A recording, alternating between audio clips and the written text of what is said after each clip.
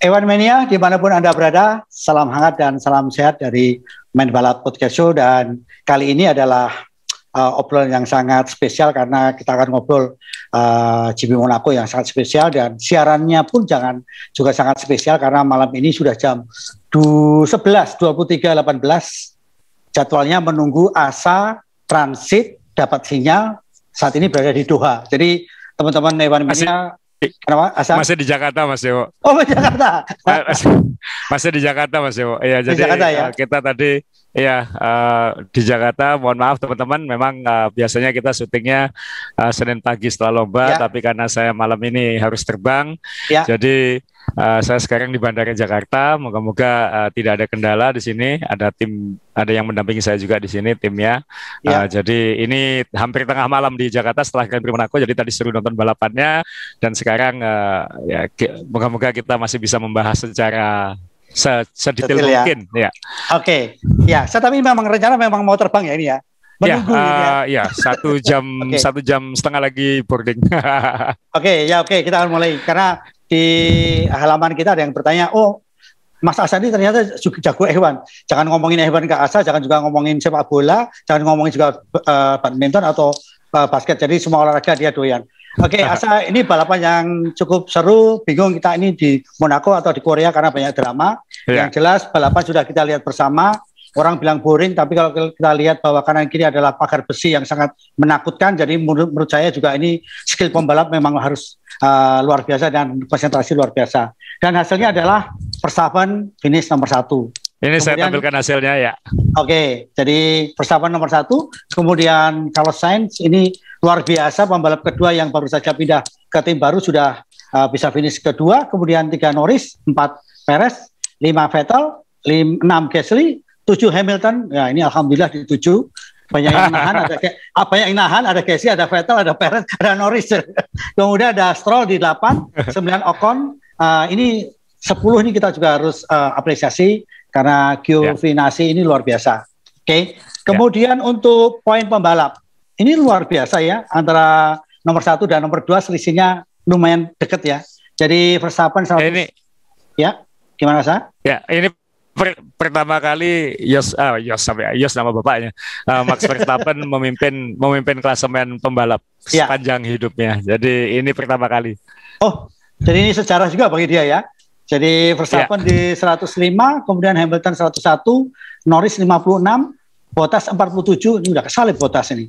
Perez 44, Leclerc 40, Sainz 38, kemudian Ricciardo 24, Gasly 16, Ocon 12. Ini semakin menarik untuk poinnya.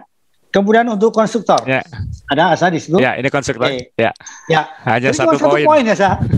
Red Bull dengan Mercedes. Kemudian McLaren 80 di posisi ketiga. Ferrari, ini kita harus hormati. Saya pakai kaos Ferrari karena hanya 2 poin juga ini McLaren dan Ferrari. Jadi ini cukup menarik. Ferrari dengan McLaren cuma 2 poin. Selanjutnya adalah Aston Martin 19. Ini luar biasa Aston Martin. Langsung menyodok ke atas ya. Ya, nanti jangan lupa saya titip ya, Vettel dibahas ya. Ya, siap. Alfa Tauri 18, kemudian Alpine 17, Alfa Romeo 1, William dan Haas masih kosong. Ya. Nah, kembali ke balapan tadi ini kalau kita bicara dari mulai kemarin saya sempat di WA sama Asa, tonton babak latihan, tonton kualifikasi, tonton balapan. Kualifikasi sudah serasa balapan dan banyak drama. Judulnya adalah Pagar Makan Tanaman. Jadi silakan Asa ceritakan bagaimana Leclerc yang harusnya senang balapan di rumah sendiri, tapi ternyata hari ini harus menonton di rumah sendiri. Silakan Sa. Jadi ini saya menunjukkan fotonya hari Sabtu. Ya. Jadi ini foto kejadian yang mengakhiri babak kualifikasi. Ya. Kualifikasi ini seru banget ya, karena sejak latihan ternyata saya juga kaget, ternyata Ferrari lebih cepat dari yang dibayangkan banyak orang. Langsung mampu mengganggu di depan mesinnya, karena kan sirkuit ini tidak menuntut mesin yang kuat, dan ternyata mobil Ferrari punya mechanical grip yang bagus, jadi mobilnya balance, imbang, jadi kalau diajak meliuk-liuk ternyata baik, dan kalau terlihat sebenarnya yang kita lupa bahas kemarin adalah di Barcelona di sektor ketiga Ferrari juga cepat sebenarnya di situ. Nah, seharusnya kemarin itu malah ada yang bilang bisa-bisa Ferrari start 1-2 gitu, dan masih bisa itu terjadi seandainya Leclerc ini tidak menabrak dinding pengaman. Jadi Leclerc meraih pole position di run pertamanya, kemudian ketika menit-menit akhir semua berusaha untuk merebut pole, dia malah nabrak di swimming pool ya, di kawasan swimming pool, dan akibatnya malah dia memang jadi pole position, tapi ini beda dengan dulu. Mungkin yang penggemar Michael Schumacher lama ingat, dulu Michael Schumacher pernah dapat start di depan, lalu kemudian dia seolah-olah parkir di tikungan terakhir sehingga menghentikan babak kualifikasi, menghalangi yang lain, maksudnya menghalangi yang lain. Nah ini yang pasti rasanya ini tidak disengaja ya, siapa yang ingin sengaja menabrakkan diri untuk mengamankan pole position, tapi gara-gara tabrakan ini semua pembalap yang lain nggak bisa mencatat waktu di menit akhir, sehingga akhirnya ya Ferrari dapat pole position, dan itu adalah berita yang disambut luar biasa tentunya, karena Ferrari tim paling populer tetap di Formula 1, dan buat Verstappen juga baik-baik saja karena aku nomor 2 dan Hamilton di belakang kayak gitu. Jadi hasil kualifikasinya sudah, wah ini peluang. Jadi andai Verstappen nggak bisa menang pun, dia ada bumper antara dia dengan Hamilton di belakang, dan Hamilton langsung dari usai babak kualifikasi langsung bilang peluang dia untuk menang sudah susah gitu, karena Monaco sulit untuk menyalip, dan Hamilton sejak awal latihan mengaku kesulitan menemukan balance yang pas, jadi selalu tidak konsisten, tidak menemukan setelan yang pas lah gitu. Bottas lebih baik sedikit. Jadi tapi kemudian kan akhirnya saat lomba malah entah ini karma atau apa Mas Jo, kan seharusnya kan saya juga kaget tadi lihat statnya loh, Leclerc malah nggak ikut karena waktu menuju ke grid itu yang warm up itu ternyata ada masalah pada belakang. Setelah kualifikasi pun kan orang sudah bilang sempat ada kabar gearbox Ferrari bisa rusak, karena kalau ganti gearbox setelah qualifying kan bisa penalti 5 posisi. Tapi waktu itu ada teman yang bukan penggemar Hamilton tanya, loh kalau dia misalnya gearboxnya ganti, berarti dia gimana dong loh? Tenang, masih di depan Hamilton, saya bilang kayak gitu, karena Hamilton kan masih di belakangnya lagi di nomor 7 kalau nggak salah. Iya betul. Jadi ketika warm up menuju start lomba itu, sebelum start lomba ternyata ada masalah pada bagian belakang. Leclerc sempat bilang, aduh gearbox gitu. Tapi ternyata itu masalah shaft, jadi masalah as roda sebelah kiri bagian belakang. Ini yang bermasalah. Saya potong saya. Saya masih ingat waktu Asal bilang bahwa Ferrari tim besar kalau kembali udah tahu jalannya gitu, kembali ke atas tuh tahu jalannya. Cuman yang jadi masalah kenapa permasalahan ini tidak bisa teratasi padahal itu tim besar yang didukung dengan SDM yang luar biasa. Sedemikian beratnya kah, dan ini sama-sama di Eropa gitu? Ini kan memang kerusakannya lumayan ya, kalau kita lihat kecelakaannya itu. Sampai sempat bilang ini gearboxnya bisa kena segala macam, meskipun dan Binotto bosnya Ferrari sempat bilang mereka tidak akan gambling, mereka ingin memastikan mobil ini finish. Ternyata minggu pagi sebelum lomba mereka sudah bilang aman, gearbox aman. Tapi ternyata masih ada masalah. Tapi harus kita meskipun ini tim besar dan tim kaya kan kita harus maklumi jam kerjanya F1 itu kan nggak banyak Mas Jo. Jadi misalnya malam kan ada kurvi, ada jam di mana mekanik dan tim itu tidak boleh bekerja sama sekali. Nggak boleh ngelembur ya. Iya benar. Nggak boleh ngelembur. Ada aturan yang sudah sekian lama keluar tidak boleh ngelembur.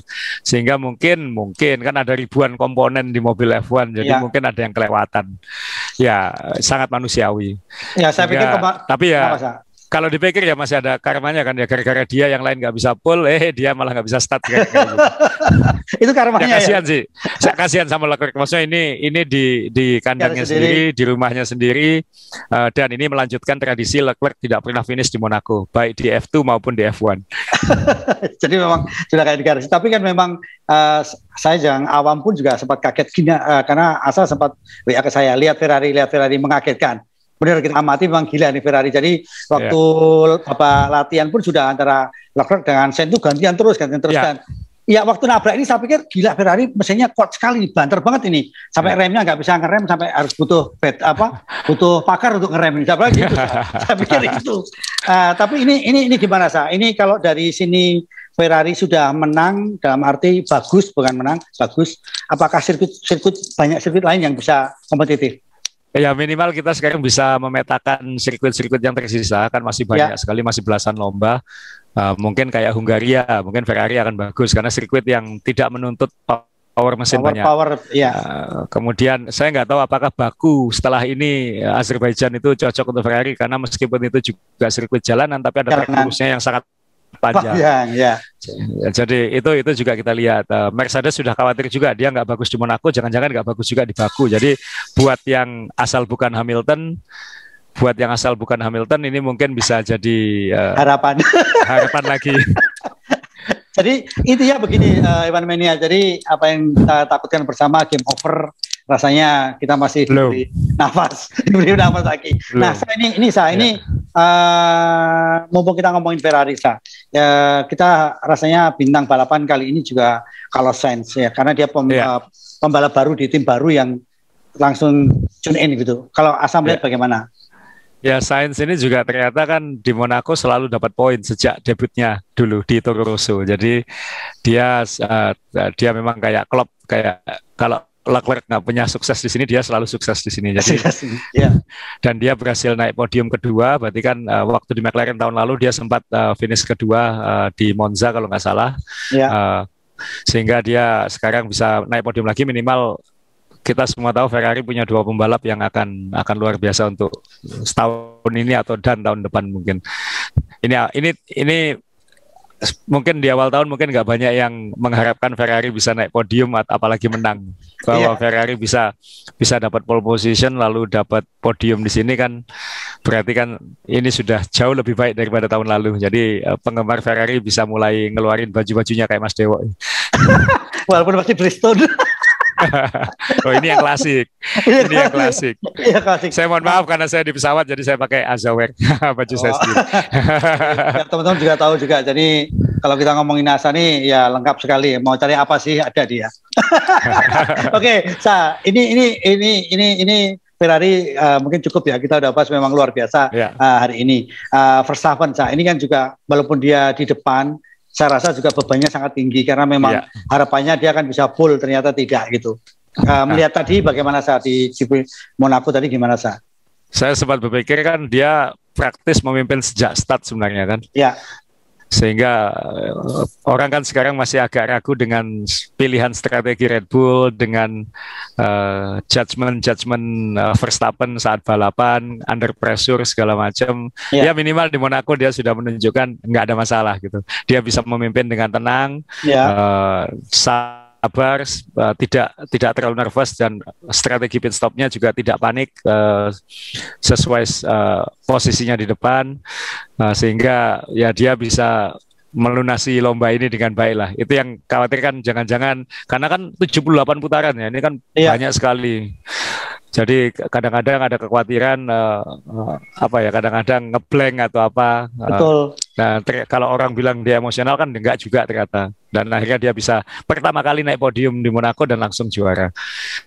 Yang salut juga Red Bull karena di awal lomba kan dia sebenarnya nggak bisa menjauh-jauh amat dari Bottas.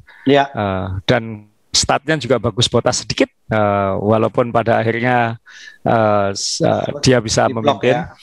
Di blok. Nah, di belakangnya kan Sainz juga mendekat ke Bottas. Jadi kalau pit stopnya meleset aja, ini bukan hanya kehilangan posisi 2, tapi juga posisi bisa melorot kedua, tapi bisa melorot ketiga kayak gitu. Nah, untungnya kan Monaco ini hanya satu pit stop. Kedengeran ya suara panggilan bandara enggak?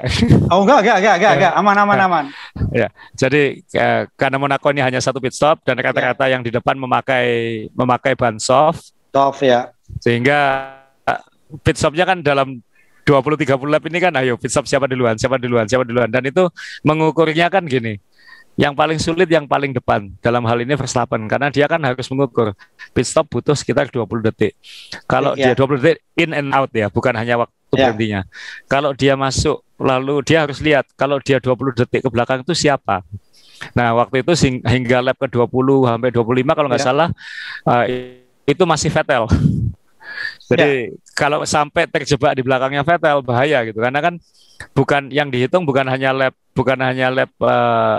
lombanya tapi bukan hanya lap masuk pit stopnya tapi setelahnya dan sebelumnya itu kan juga berpengaruh. Kalau dia keluar pit stop tertahan oleh Vettel dan waktunya berkurang banyak kan berbahaya juga. Jadi siapa yang kadang-kadang kan kita mikir ada sirkuit yang enak undercut itu maksudnya mendahului yang lain atau setelahnya.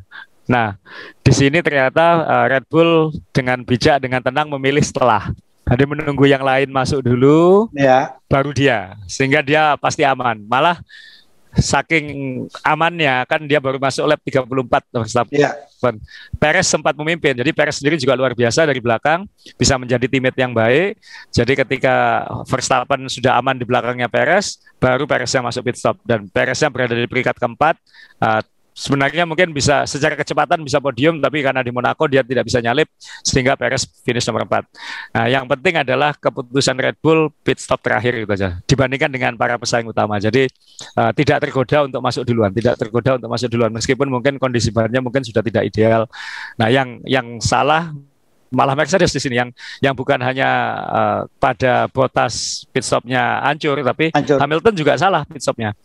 Salah dalam artian ya kita nggak bisa bilang benar dan salah ya kan, ini judgment call semua kapan harus diputuskan, ini kan bukan keputusan yang gampang. Tadi kita semua khawatir Red Bull yang bikin kesalahan, ternyata malah Mercedes yang salah strategi 2 kali di Monaco ini. Jadi Bottas salah dan itu fatal. Hamilton juga salah gitu untuk Hamilton. Jadi Hamilton kan harus berani gambling karena Mercedes bilang harus berani gambling untuk meloncatkan Hamilton ke depan. Nah, dan Mercedes memutuskan untuk melakukan undercut supaya Hamilton bisa menyalip Pierre Gasly seperti itu. Tapi ternyata malah Gasly yang pit stop setelahnya masih di depannya, malah Vettel nyalip Gasly di depannya lagi. Jadi Hamilton posisinya tetap di belakang. Nah, itu Hamilton sampai marah-marah kan, kenapa kok strateginya nggak tepat ini, saya tetap di belakang kayak gitu. Nah, padahal Hamilton harusnya nggak boleh marah-marah lah kan, dia sudah bertahun-tahun ditolong Mercedes menang terus gitu, sekali-sekali kan ada apesnya kan juga nggak apa-apa ngerasain seperti yang lain gitu. Jadi teori apes diambil depan atau belakang tetap berlaku ya di F1 ya.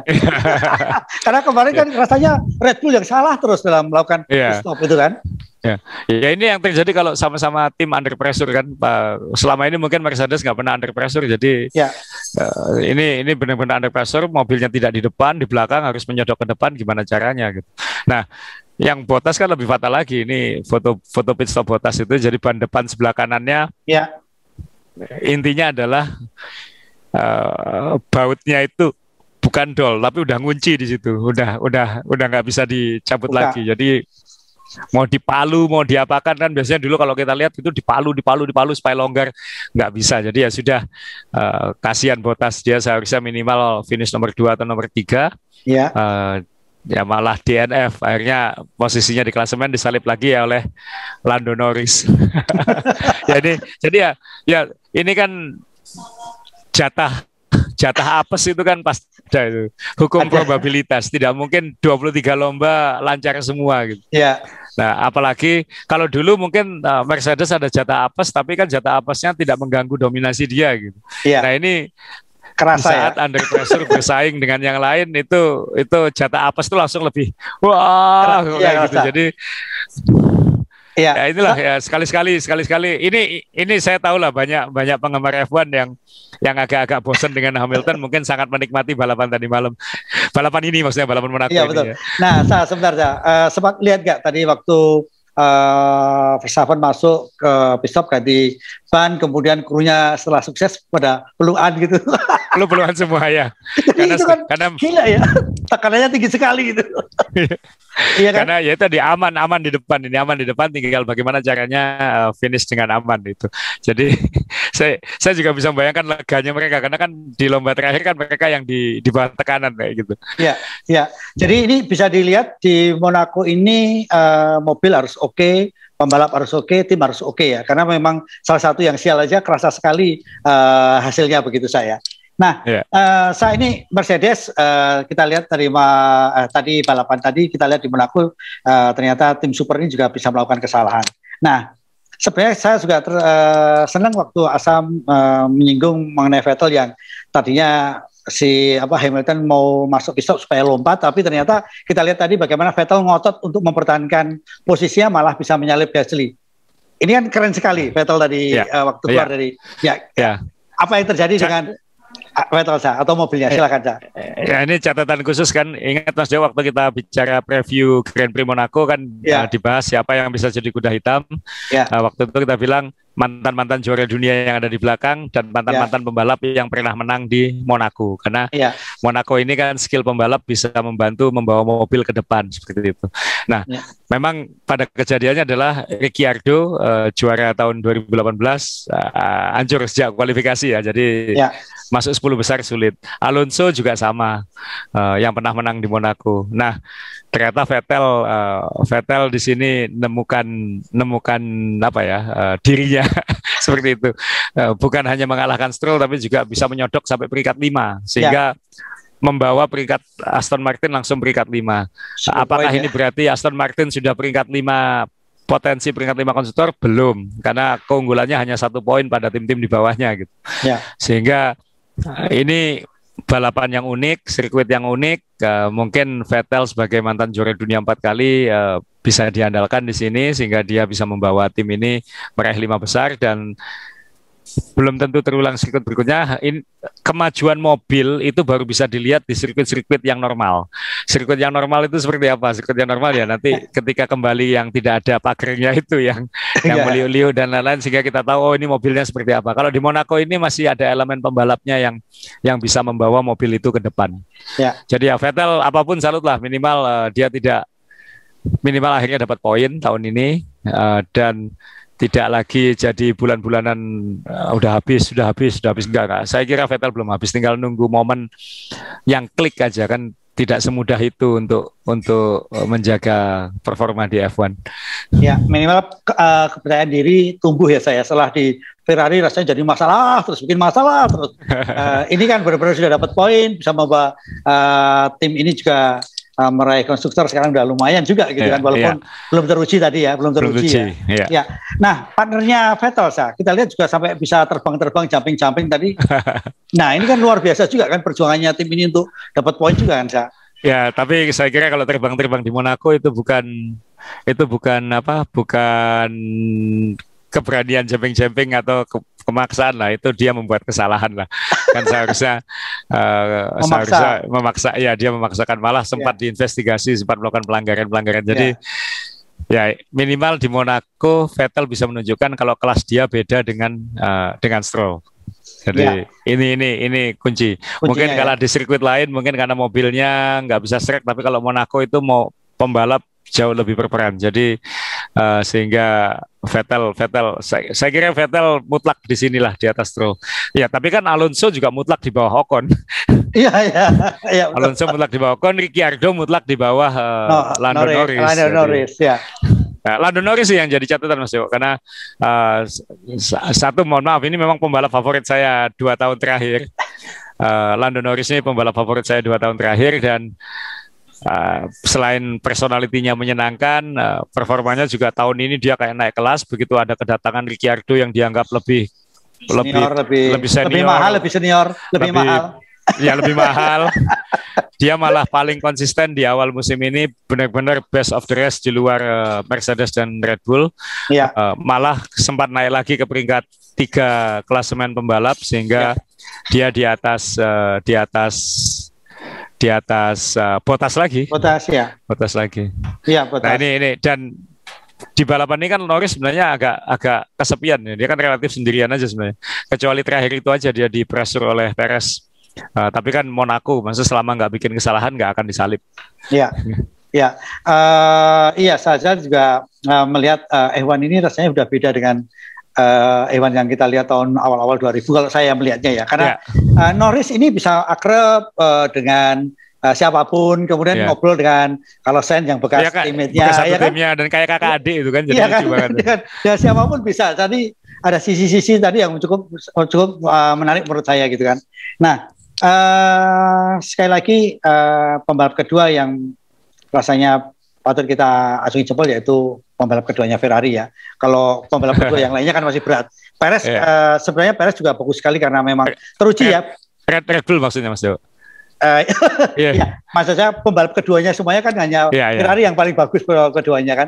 Imbang kan? keduanya. Imbang-imbangan. Nah, Perez juga kita lihat juga bagus, cuman benar ya saya dari menghemat ban tadi itu juga kita lihat Perez ini juga dari belakang nyodok-nyodok clear sekali ya. Perez ini kan kalau kita perhatikan beberapa tahun selama dia berkarir di F1, dia ini kan balapannya selalu lebih baik daripada qualifying-nya. Balapannya selalu bisa diandalkan, selalu bisa mencuri poin, jago hemat ban, tahu cara merawat mobil.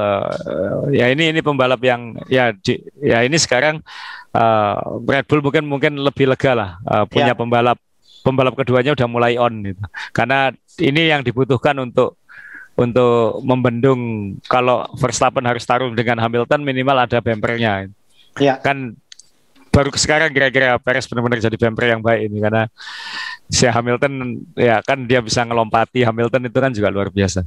Ya, semoga penjelasanmu ini didengar oleh Bottas, karena Bottas ini kan benar-benar tipikal pembalap drag race ya. Jadi kalau kualifikasi top gitu kan, balapannya selalu sial, selalu kalah gitu. Ada Bottas itu ada kayak entah apa 1% terakhir yang hilang ya, yang belum ketemu ya. Klik ya, yang belum ketemu ya. Oke. Saat tadi papan tengahnya juga kita lihat sudah mulai tertata ya. Itu aja gitu kan. Jadi patternnya udah mulai kelihatan Mas Jo. Pattern ini sudah 5 lomba ya. 5 lomba patternnya udah kelihatan bahwa perebutan juara dunia pembalap pasti Hamilton lawan Verstappen. Itu satu. Perebutan konstruktor Mercedes lawan Red Bull. Udah. Tiga empatnya.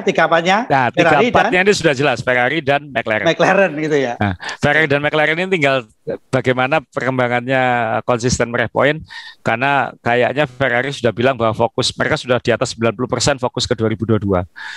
Sehingga McLaren juga mungkin harus menimang-nimang juga ya, seberapa urgent kita harus juara 3 gitu.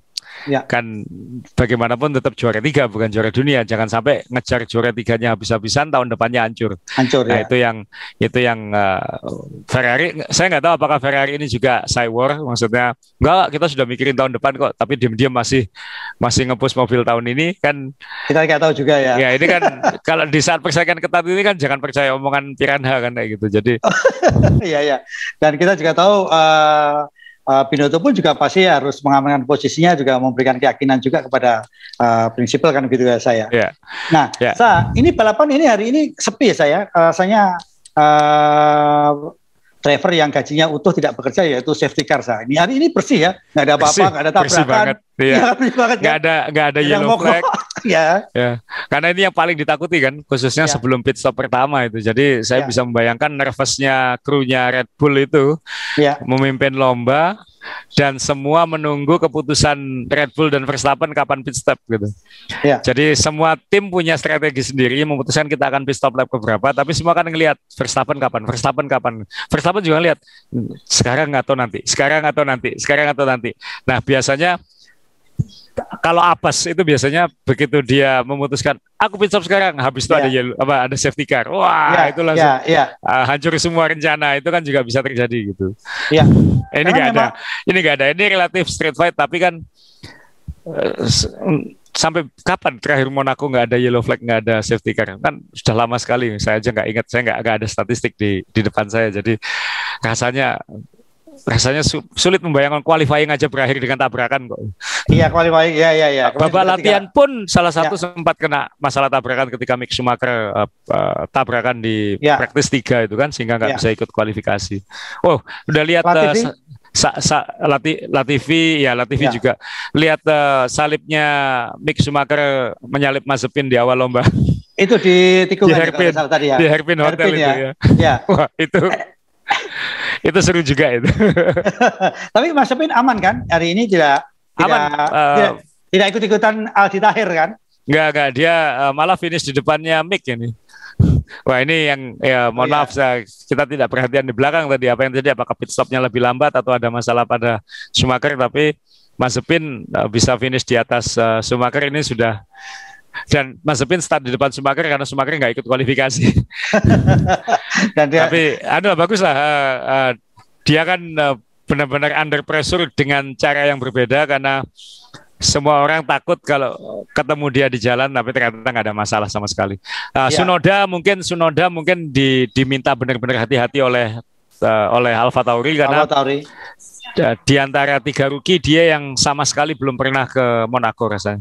Jadi makanya dia bilang udah kamu nggak usah aneh-aneh di sirkuit ini, yang penting kamu cari pengalaman sebanyak mungkin, kira-kira kayak gitu.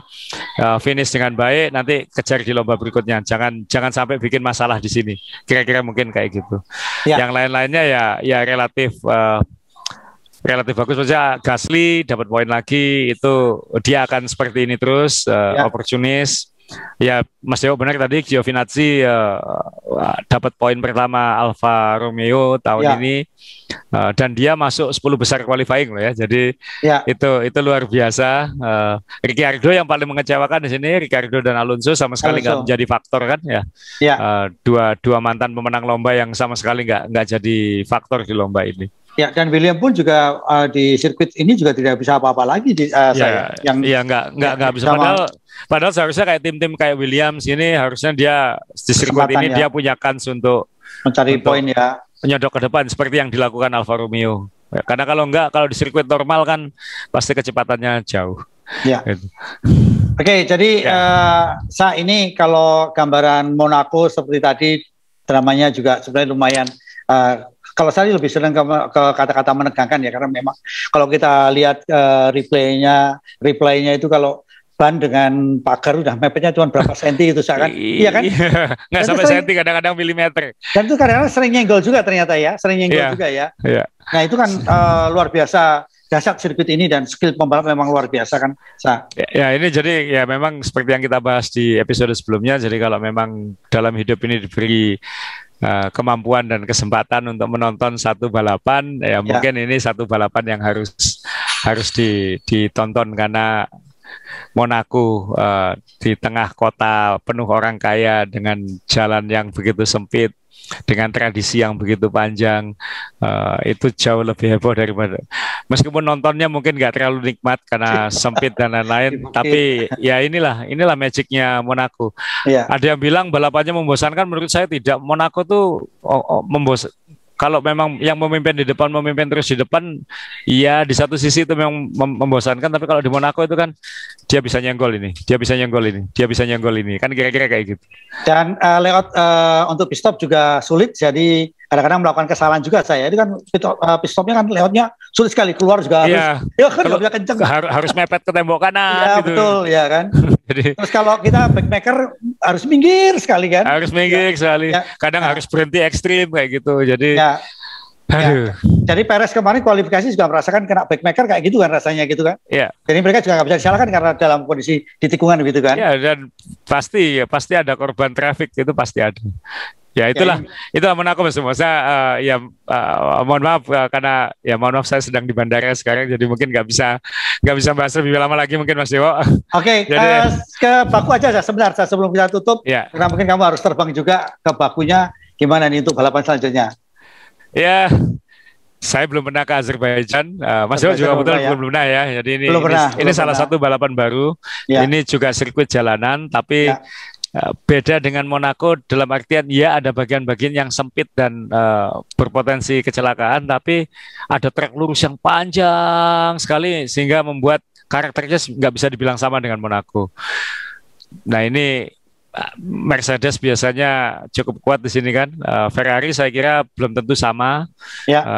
Red Bull, Mercedes sih ngakunya agak was-was di Azerbaijan karena sama-sama street circuit katanya. Ya, mungkin ada kaitannya dengan bumpy-bumpy-nya jalanan atau apa, sehingga mobil Mercedes tidak bisa sekonsisten mobil Red Bull. Mungkin kita nggak tahu. Yang kita harapkan sebagai penggemar F1, ya kejuaraan dunia ini tetap seru, jangan sampai game over terlalu cepat. Sekarang Verstappen sudah memimpin klasemen, sudah menang lomba, Red Bull sudah nyalip klasemen konstruktor. Nah, bisa nggak Hamilton membalas? Enak kan gitu. Jadi kalau misalnya Hamilton menang, berikutnya bisa nggak Verstappen membalas? Kalau Verstappen menang, bisa nggak Hamilton membalas? Atau ada pembalap lain yang menang nggak? Masa yang menang 2 orang ini terus dari kemarin-kemarin kayak gitu? Bottas apesnya bisa hilang nggak? Perez bagaimana? Apakah Perez benar-benar sudah klik dengan mobilnya? Kuncinya di kualifikasi, Perez harus bisa meraih posisi start yang bagus. Jangan seperti sekarang harus ngejar dari jauh kayak gitu. Jadi ini yang kita tunggu di Azerbaijan. Ya kita pasti akan bikin previewnya lagi nanti Mas Dewo. Meskipun saya mungkin melakukannya di Amerika, tapi kita bahas lagi lah karena ini musim F1 seru yang sudah lama tidak seperti ini. Jadi kayak harus dibahas lebih anu lah ya. Terima kasih semua dukungannya, mungkin tolong terus beri masukan, mohon maaf kalau ada kekurangan. Subscribe. Siapa tahu nanti kita bisa terus mengembangkan channel ini Mas Dewa ya. Ya, terima kasih teman-teman. Jadi ada F1 Mania Indonesia dan juga F1 Lovers Indonesia. Jadi sekali lagi terima kasih kalau mau ngasih masukan, monggo-monggo saja. Dan jelas ini sirkuit jalanan, sayang kita punya pembalap top tapi nggak bisa ikut, yaitu Ali Topan. Pasti akan raja jalanan. Oke, Asa, selamat jalan, sukses untuk event. Ini sepeda gravel terbesar ya? Iya, di dunia ya. Saya akan ikut balapan gravel, namanya Unbound Gravel. Jadi naik sepeda gravel 322 kilo dalam 21 jam. Target saya sih 15 jam finish. Tanggal 5 Juni di. Ya, jadi bukan di aspal ya, bukan di aspal, tapi kita jalannya makadam. Makadam. Ya. F1 Mania, jangan lupa kalau Anda suka F1 pasti suka olahraga yang lain. Sekali lagi jaga kesehatan. Kalau ada masukan-masukan dengan senang hati kita akan terima. Sampai jumpa. Asa sukses di Amerika, jaga kesehatan. Terima kasih. F1 Mania, F1 Lovers juga jaga kesehatan. Sampai jumpa lagi. Salam.